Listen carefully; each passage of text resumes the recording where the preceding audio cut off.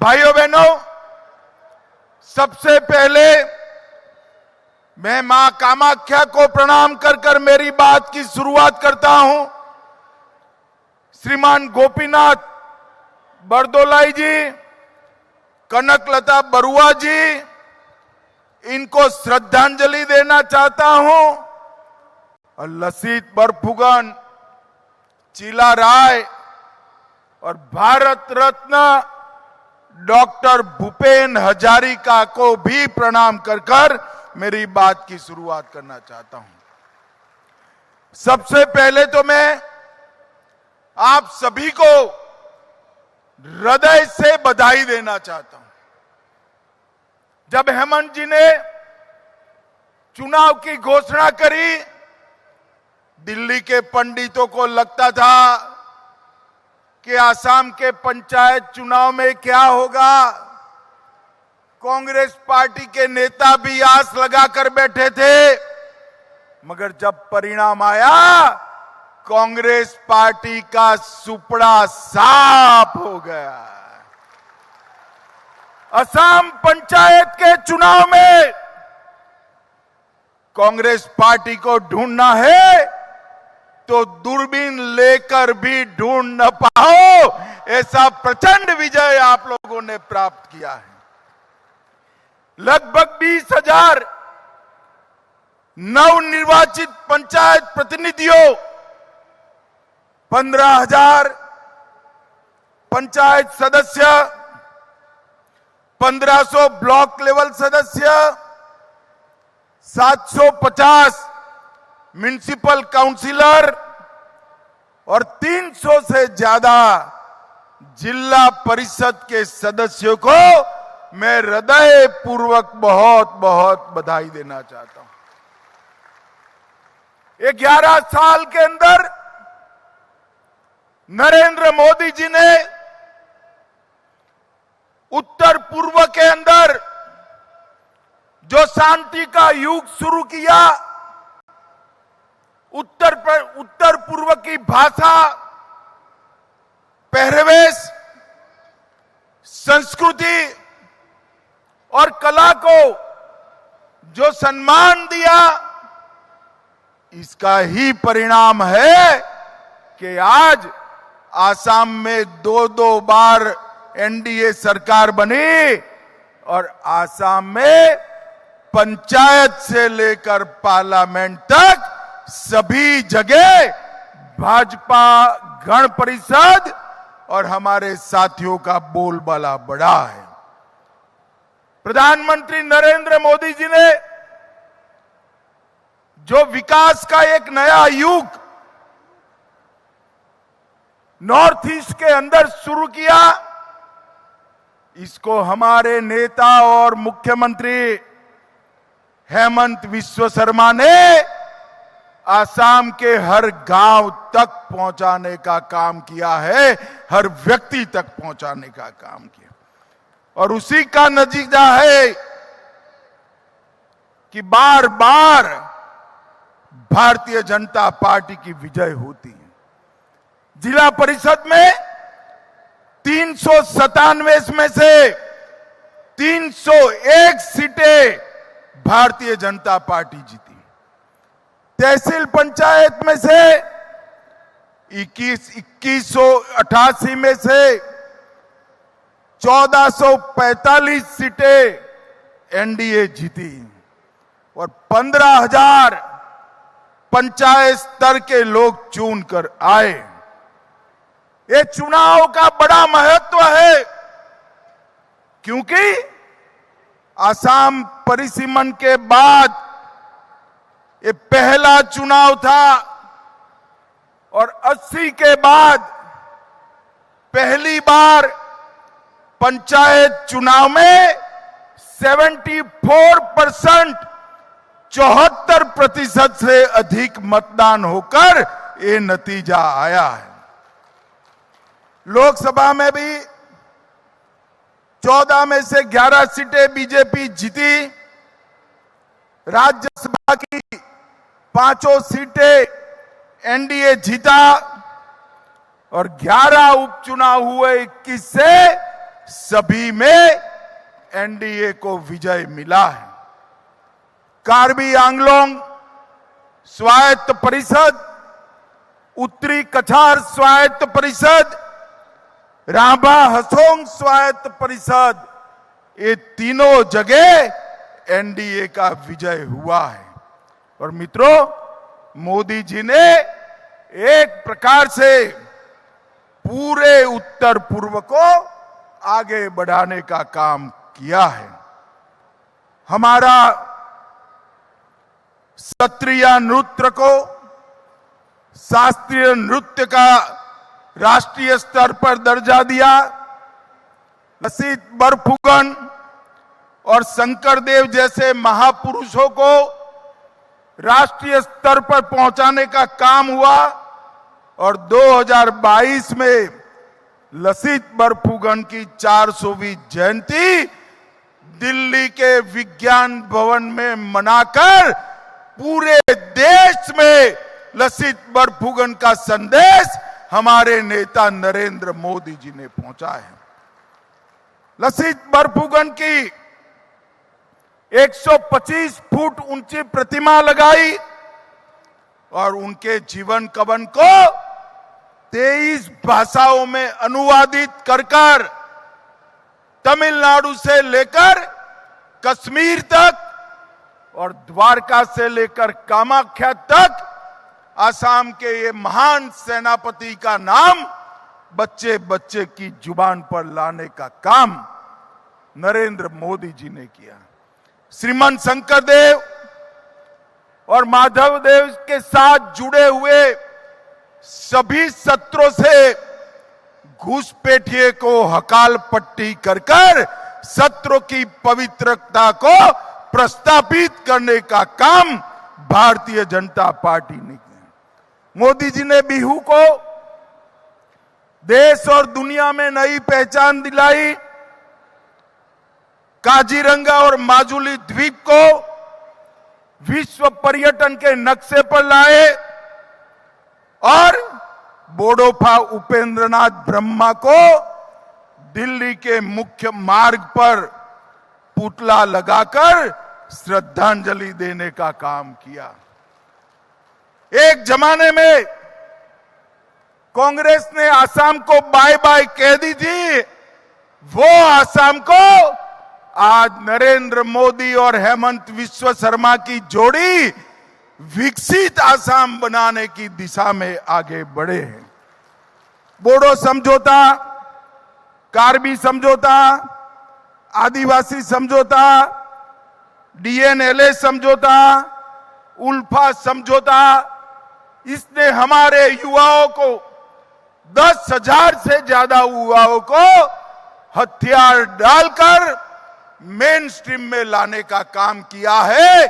और न केवल आसाम, पूरा उत्तर पूर्व आज शांति का अनुभव कर रहा है।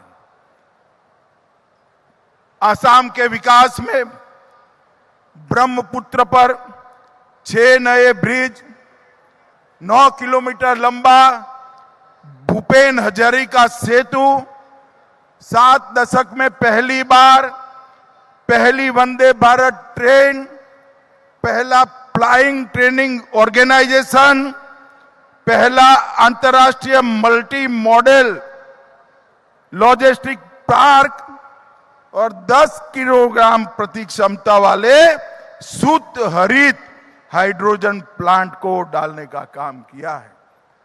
मैं हेमंत विश्व शर्मा जी को और एक विषय के लिए बधाई देना चाहता हूं।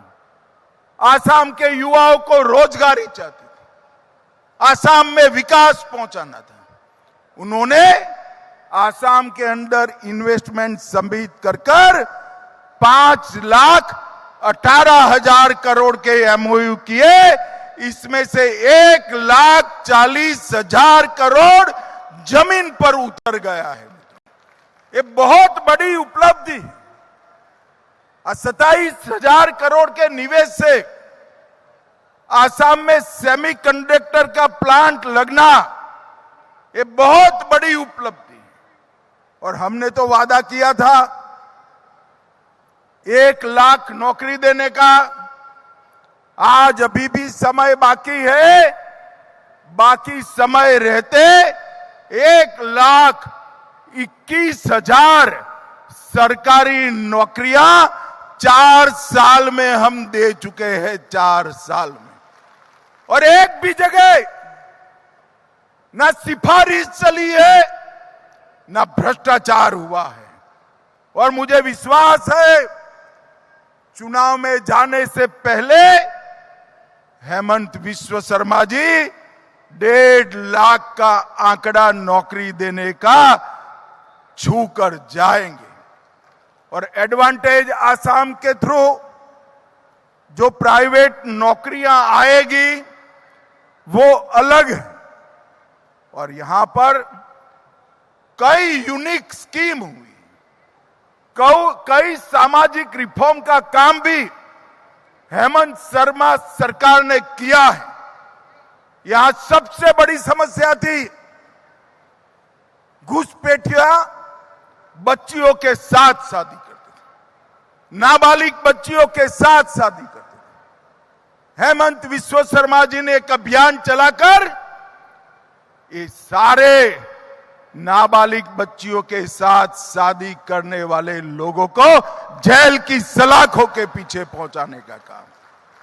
और वो बच्चियों के लिए पढ़ाई लिखाई का बड़ा एक योजना लेकर आए और लगभग 9,27,72,940 छात्राओं को अनुदान की व्यवस्था की। 1,000 रुपया प्रतिमाह, ग्रेजुएट में 1,250 और डबल ग्रेजुएट में 2,500 रुपया हर माह देने का काम किया। और मित्रों, इसके साथ साथ सबसे बड़ा काम हुआ है लाखों एकड़ भूमि घुसपैठियों से मुक्त कराने का काम भारतीय जनता पार्टी की सरकार ने किया है। मुझे बताओ असम वालों, आप सभी जनप्रतिनिधि हैं, घुसपैठियों की कब्जाई असम की भूमि खाली करानी चाहिए या नहीं करानी चाहिए? जोर से बोलो, करानी चाहिए या नहीं करानी चाहिए? एक गौरव गोगोई विरोध कर रहे हैं। मैं आज इस मंच से कहना चाहता हूं, गौरव जी, जितना विरोध करना है करिए। ये भाजपा सरकार है, एक एक इंच जमीन को हम घुसपैठियों से खाली कराने का काम करेंगे और इस पर अधिकार हमारे युवाओं का है। गांव चरवाहों की भूमि 3500 एकड़ खाली कराई, वन्य जीवन अभ्यारण्य की भूमि 87,000 एकड़ खाली कराई, सरकारी भूमि 26,000 एकड़ खाली कराई और अन्य भूमि 4,500 एकड़ खाली कराई। 1,19,548 एकड़ भूमि भारतीय जनता पार्टी की हेमंत विश्व शर्मा ने खाली कराई है। और सबसे बड़ी बात है, शंकर देव और माधव देव के सत्र की भूमि भी एक कांग्रेस के शासन में घुसपैठियों ने कब्जाई थी, इसको भी खाली कराकर शंकर देव और माधव देव का सम्मान रिस्टोर कराने का काम किया है। भाइयों बहनों, अरुणोदय कार्यक्रम हम चालू करने जा रहे हैं। अरुणोदय 3 प्रधानमंत्री के जन्मदिन के लिए उस दिन चालू होगा और 382 करोड़ रुपया सीधा गरीब परिवारों के खाते में होगा। भाइयों बहनों, ये सिर्फ आसाम की स्थिति नहीं है। मोदी जी ने इन 11 सालों के अंदर पूरे उत्तर पूर्व में शांति, अभूतपूर्व विकास, भाषा, संस्कृति और कला का संरक्षण एक विश्वास का वातावरण निर्मित करने का काम किया है। और उसके साथ साथ मोदी जी ने पूरे उत्तर पूर्व में शांति भी प्रस्थापित करने का काम किया है। और सिर्फ उत्तर पूर्व नहीं, मोदी जी ने पूरे देश को सुरक्षित किया है। भाइयों बहनों, आसाम के सारे जनप्रतिनिधि हजारों की संख्या में हैं। मुझे बताइए, पहलगांव में हमारे यात्रियों पर हमला हुआ, आपको दुख हुआ था या नहीं हुआ था? जरा जोर से बोले, हुआ था या नहीं हुआ था? पहलगांव में हमारे यात्री मारे गए, आपको गुस्सा आया था या नहीं आया था? मोदी जी ने पहले के जमाने में ऐसे हमले कर कर भाग जाते थे, कुछ नहीं होता था। मोदी जी ने ऑपरेशन सिंदूर कर कर उनके घर में घुसकर आतंकवादियों को अड्डों को समाप्त करने का काम किया। ऑपरेशन सिंदूर में आतंकवादियों के आका मारे गए और ऑपरेशन महादेव में जिन्होंने गोली चलाई थी, वो तीनों आतंकवादियों के सर पर हमारी सेना के जवानों ने गोली चलाकर बदला लेने का काम किया। भारत आर्थिक रूप से आगे बढ़ा है, हमारे सभी राज्य भी विकास में लगे हैं, इंफ्रास्ट्रक्चर बढ़ रहा है, चौथे नंबर का हम अर्थतंत्र बने हैं। आंतरिक सुरक्षा और बाह्य सुरक्षा भी सुनिश्चित हुई है। इसीलिए बार बार जनादेश एनडीए को मिलता है, भाजपा को मिलता है। और कांग्रेस वाले जो भी भाषण सुन रहे हो, कान खोल कर सुन लो। अगले विधानसभा चुनाव में तीसरी बार भारतीय जनता पार्टी एनडीए की सरकार बनने वाली है। मेरे सामने 15,000 जनप्रतिनिधि बैठे हैं, वो ही बताने वाले हैं कि आपका समय पूरा हो गया है। अब असम का नेतृत्व घुसपैठियों को संरक्षण देने वाला नेता नहीं कर सकता। असम का नेतृत्व बार बार पाकिस्तान जाने वाला नेता नहीं कर सकता। असम का नेतृत्व घुसपैठियों को एंक्रोचमेंट कराने वाले लोगों को नहीं दिया जा सकता। असम का नेतृत्व भ्रष्टाचारियों को नहीं दिया जा सकता। असम का नेतृत्व नरेंद्र मोदी और यहां पर हेमंत विश्व शर्मा के नेतृत्व में चलेगा।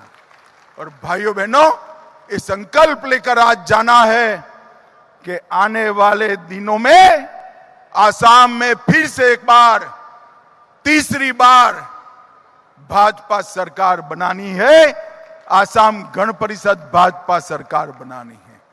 मुझे बताओ, आप सब इसके लिए तैयार हो? अरे जोर से बोलो, तैयार हो? तो तीसरी बार नहीं, बार बार भाजपा सरकार बनानी है।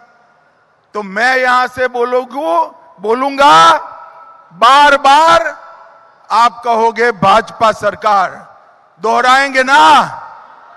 तो मेरे साथ बोलिए, बार बार, बार बार, बार बार। मेरे साथ बड़े आवाज से भारत माता का जय घोष लगाइए, भारत माता की।